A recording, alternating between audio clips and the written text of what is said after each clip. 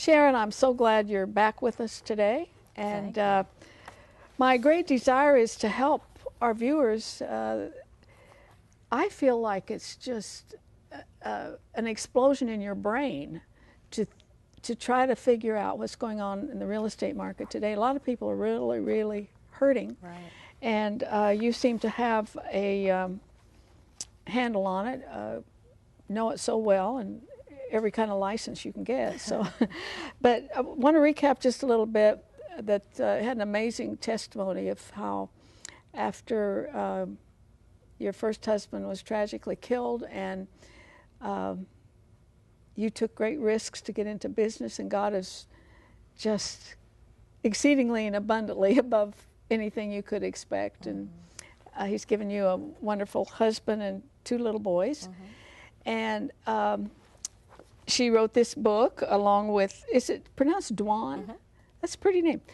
Short Sale, Pre-Foreclosure and Investing. And so last time she was on, we talked about how it kind of began when our wonderful politicians in Washington thought it'd be a good idea if everybody had a home, whether they could pay for it or not. And so that got the ball rolling, which of course, when they couldn't pay for it, there was default everywhere. It had driven the prices up, and then when they couldn't pay more, it comes to a crash. Right. Okay, that's where we kind of ended now. Right. Okay, how does that person out there pick up the pieces, and they're living in a home where the mortgage is higher than the value of the home? Right. And the payments are not able to be made because of it, et cetera, et And they cetera. haven't changed. Right. That's the one Domino thing that effect. hasn't changed. Right. You know, insurance went up, taxes went up because of it. Right. And so things that even were unforeseen, even if they thought they could afford the home, and you know, the mortgage payments, well, let's not combine everything into one payment. You know, let's let you pay just your mortgage payment and your interest, and, you know, pay the taxes and insurance once a year. Well, then, you know, no one's saving the money. Right. And that couldn't happen either. So, right.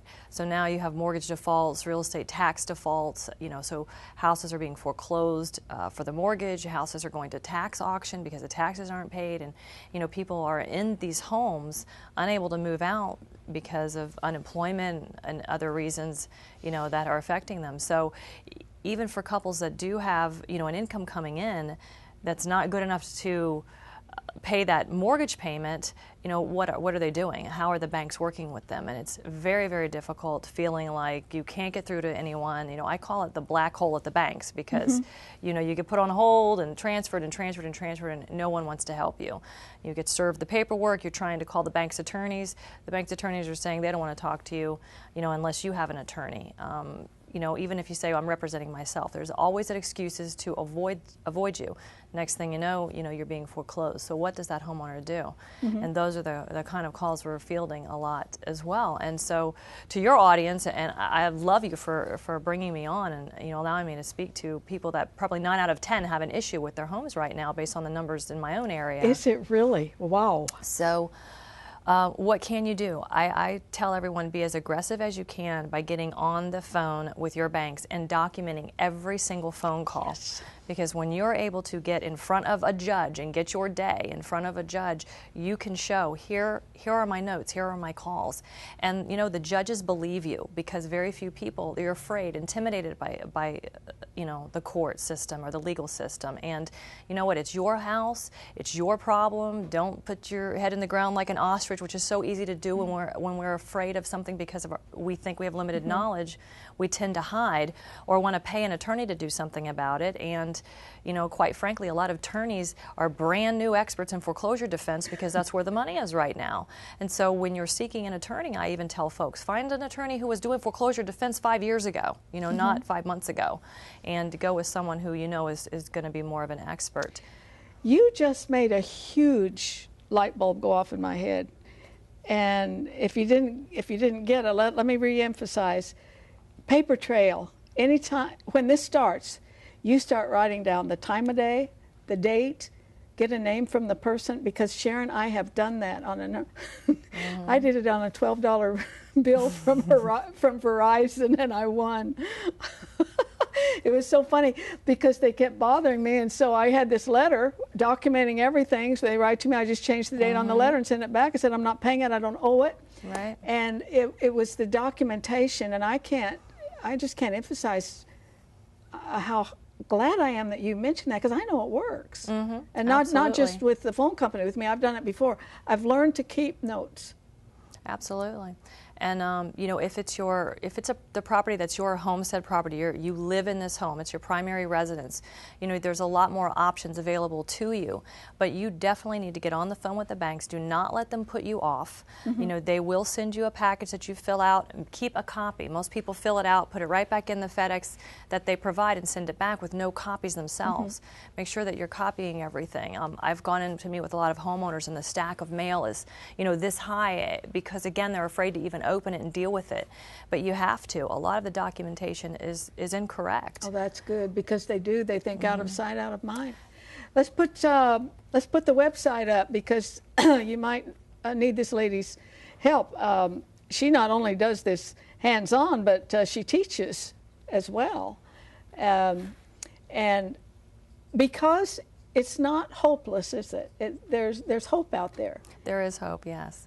Even, you know, and I want to say that, I'm glad you brought that up, even to the bitter end, even though, you know, maybe you did your best efforts and it just didn't work out for you because the bank just wasn't going to come down on the payment enough in a loan modification for you for what your current income is, or whatever the reason. Ultimately, you know, you get foreclosed, let's say. A lot of people, you know, are under the impression that they get foreclosed, their stuff's out on the street immediately. A lot of what the banks are doing now, because the amount of foreclosures is so high, is called cash for keys. It's not something they're going to advertise to you, but they'll send someone to knock on the door, and if you're still living there, they do offer moving money, or they do have the authority to give the moving money, but they may not offer it. So, you know, even hope is not lost there. If you're thinking, what do? I just lost my home, and I have no moving money.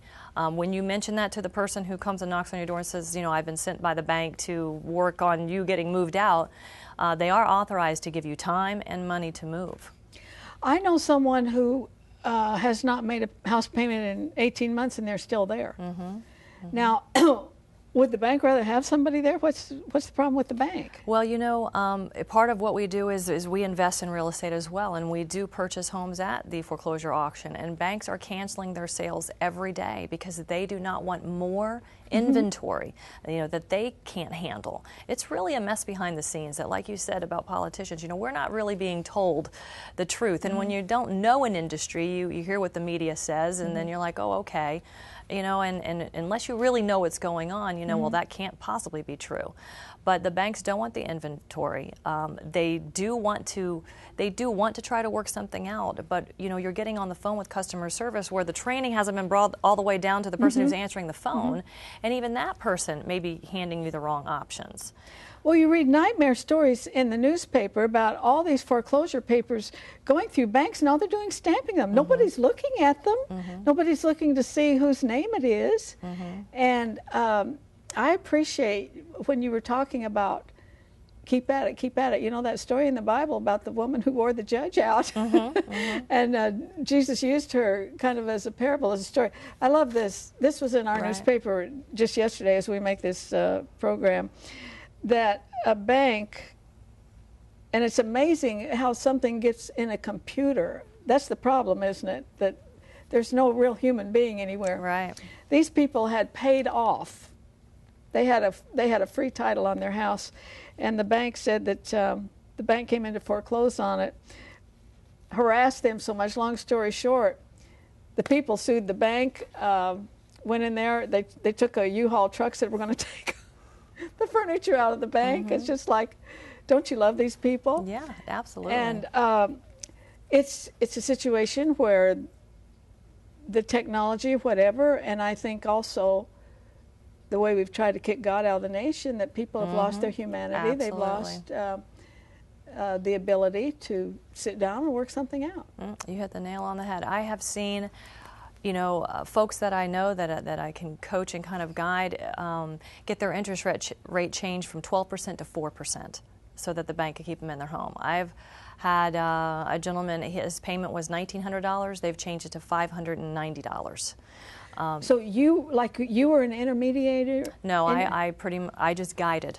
the homeowner. I'm not involved. I'm not an attorney. I can give guidance, and it's the process of, again, staying on the phone in communication, getting the documentation to the bank that they're requesting, and staying in contact with someone and following up, because they're not going to follow up with you in most cases. So, but I've seen things that folks think is impossible. So you got one from 12% down to? The homeowner did. The homeowner got the bank to reduce the interest rate. So you can, in some cases, you can get modifications that modify the interest rate, of course, that affects the payment. Of course, the interest rates are really good right now. So if you're stuck with one that's way up there, they're better off to the bank's better off to negotiate it down. And they're doing principal reductions right now too. Well, that's not a short sale, though. No, folks aren't hearing about that. I've never heard of that. A principal reduction. So in other words, let's say you have a first or a second mortgage, and the second mortgage, your house might be worth what you owe on the first, but once you get into the second mortgage, there's just no way the value is there, and so the second is maybe the one you're behind on, and so people are offering the second mortgages, or the second mortgages are offering the homeowner, the borrower, an opportunity to buy it off at a principal reduction. We'll sell it off to you. Just pay us off $10,000 and we'll satisfy the entire second. And so folks are like, where do I come up with the $10,000? Well, you know what? You work it out and you pray it through, and the money will come. And a lot of folks, when I'm teaching, I always love to teach with that biblical aspect. We didn't pray about the decision. We let our emotions guide the decision on the front end, and we think now it's too late for God to help us out. And that's not true. We know our God's loving. His arms are open, and He's waiting for you to come to Him like, Daddy, help me now. I know I made the mistake that you didn't want me to make, but and just like a daddy, He says, I'm here to help. I believe that. If you just tuned in, I'm talking with Sharon Restrepo, and her information is on the screen, and I think she's a godsend to this program. There were when properties were just skyrocketing, a lot of people used their home as a bank, and they would get these second mortgages. Under what conditions should anybody ever get a second mortgage? I don't know. I think there's something about having your mortgage free and clear if you possibly can. I'm definitely a believer in no debt, low debt. Not a big fan of leverage, which is what folks were doing. They were what's leverage? Leverage is when you utilize the equity in your home, for example, to buy more property. So you leverage your own home to acquire more. And, I think the big principle there is stewardship. Are you such a good steward with that money that you have, worked out a plan that you feel God has approved, and, it's okay to go out and do that? I know for me, I do believe that I steward well now, but I am not a fan of leveraging something like that, especially your own home. I don't want to put too many things in risk and in jeopardy. I know on the last show I called myself, aggressively conservative. I'm not a gambler. I do like to speculate, but I want to know that my numbers are closer to fact than fiction. And move forward with that. But I think people got caught up in an emotional frenzy of let me buy more, buy more, buy more. The economy's booming, and it's just going to continue to boom, and everyone went out. And we're living now as we make this program that unemployment rate is 9%, and a lot of experts say it's really a lot higher than that. Well, right, but there's a lot of folks out of work that we're not even counting in the unemployment rate that were, independent contractors. Now, how does just a regular person like myself, if I were in a difficult situation, which I praise God I'm not, but they don't know the first thing to do, but to get out of a situation where maybe they're what you call underwater on their mortgage. What would be the things to consider if they're going to, quote, make an offer? To their bank? Definitely they should contact their bank and ask about the options available to them. Sometimes, depending on the type of property it is, if it's their primary residence, etc., there are programs that the bank is participating in that would allow the homeowner some remedies to walk away, even what's called a deed in lieu. And what that means is, instead of foreclosure, I'm going to deed my home back to you. And in some cases, the bank is paying $30,000, $40,000, $50,000 to the homeowner in exchange for the deed. Really? Even on an over-leveraged property. It's less expensive for a bank to pay you for your deed than to go through the lawsuit. So then, but you have to leave the home. I've never Right. heard of that. All right. Well, it's not going to be on TV. But hey, we're getting all the secrets out here for you. But I think there is a lot of information available on the internet for folks who want to get a little more ammunition before they call the bank. You know, you just Google away and find information. Now, you're also going to find sites that are promoting themselves. Hey, just send us $1,000 and we'll solve all your problems for you. And Yeah. I'm not necessarily a big fan of that, you know, for various obvious reasons. But I do think there are a lot of nonprofit organizations, a lot of sites that they can, you know, find Now, information. you have a nonprofit. And will this website lead you to everything? And there are definitely helps on there. We just have a couple of minutes, and you're located in South Florida, but I sure really would like for you to come back if we could talk a little bit about, get into a little bit more detail and all, because this is such a pressing problem. But for that person out there, maybe we've got a couple that's newly married, they're in love, they both have good jobs, and the market, hallelujah, it's there, prices are good, interest rates are good. What are the biggest mistakes that people make when they buy a home? Moving too quickly, becoming emotionally attached to a property that's above what they were told they could qualify for. You know, a lot of real estate agents are famous for taking you to something $10,000, $20,000 higher price than what you mentioned you could afford. Oh, And we'll they just think, oh, make that's an not that offer. much. Yeah. Oh, because you know, when you take the $30,000 over 30 years, it's just this much more a month, and that's where we start to justify and can get into trouble. So I think there's just not enough long-term planning done in advance before the emotions come to play. Sit down with your spouse and say, here's what we can afford and why we want to stay at this ranch, because we want to have a life. We want to be able to take a vacation and you know, have children, have a vehicle, you know, food. Yeah. And so if we can use our brains to choose a budget and a home right here while we're not in front of something where we fall in love with, then when we see a home that doesn't meet this criteria, you know, we can bring ourselves back to the reality that, hey, you know, it's not what we had decided was in our budget. So I think a lot more of pre-planning before, you know, a lot of people say, oh, it's Saturdays, come on, let's go out and see what's available, and, you know, get emotionally tied to something before they bring it back to reality. Lay some hard and fast ground rules before you go out. Well, from what I gather on this, the main thing is, and there are so many people caught up in this mess, they're either underwater or they are being foreclosed, is to be relentless in going and praying a lot, getting all the information you can, good understanding giveth favor. So get everything you can understand and go for it. We are out of time, but I got one more quick question. Who should rent? Because I'm just a believer in home ownership, but maybe there's people that are just not cut out for that. Who should rent? Who should rent? Renters. I'm going to close with a hard one here. Well, folks that, yeah, thank you.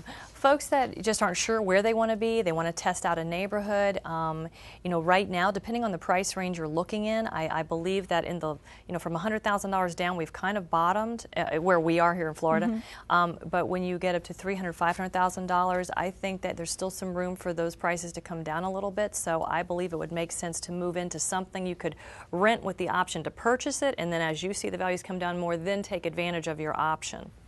Thank you, Sharon. You've really got all the answers as nearly as I could tell, and I hope we can welcome you back to Home Keepers again. Thank you so much. Thank you. Now we